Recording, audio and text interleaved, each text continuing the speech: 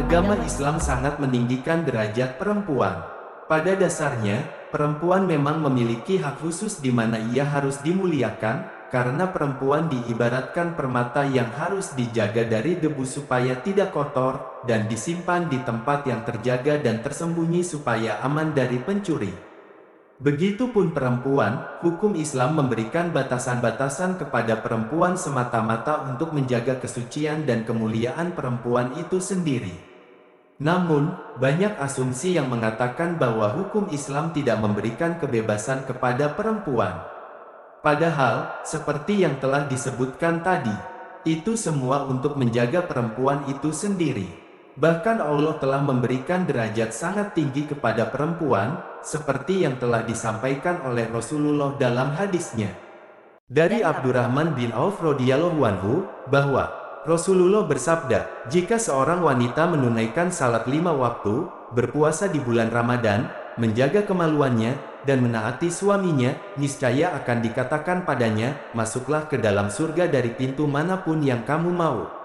Dan ternyata di mata Allah, perempuan juga bisa mengalahkan derajat seorang laki-laki. Sebagaimana kisah Syekh Abdul Qadir Al-Jailani suatu ketika pernah dikalahkan derajatnya oleh seorang perempuan. Bagaimana kisahnya? Mari kita simak bersama-sama. Sebelum menyimak video ini, jangan lupa like, komen, dan subscribe ya sahabat. Dikisahkan suatu ketika Gautsul Azam Sultanul Aulia, Syekh Abdul Qadir Al-Jailani, sedang berada di Masjidil Haram. Saat berada di sana, beliau merasa takjub ketika melihat seorang perempuan yang tengah melakukan tawaf, namun perempuan tersebut berjalan hanya dengan satu kaki saja.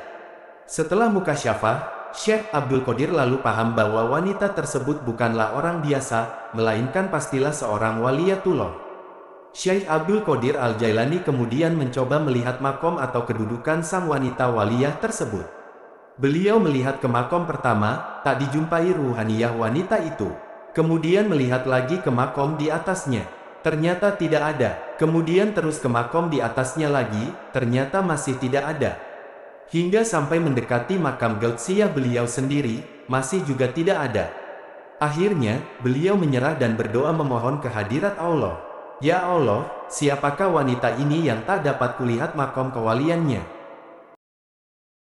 Dan Allah pun menjawab, ya, Abdul Qadir, jika engkau ingin mengetahui kedudukan makom kewalian wanita tersebut, maka ikutilah.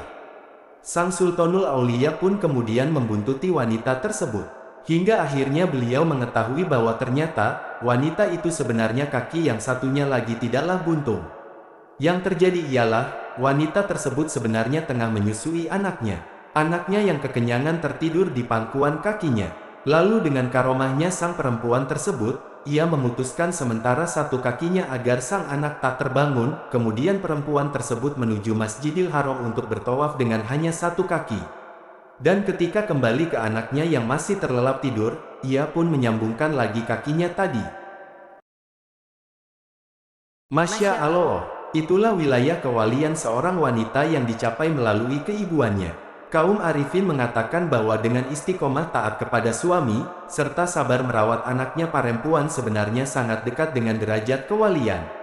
Apabila seorang ibu mengasihi anaknya maka saat itulah ia sedang menyaksikan sifat Rahman dan sifat Rahimnya Allah Subhanahu wa Ta'ala. Semoga kisah ini semakin membuka hati kita semua untuk selalu berbakti dan taat kepada orang tua, terutama ibu. Dan dari video ini kita semakin tahu bahwa Allah tidak membeda-bedakan status makhluknya. Tidak ada istilah bahwa Allah menyepelekan perempuan dan mengunggulkan laki-laki. Wallahu alam bishawab.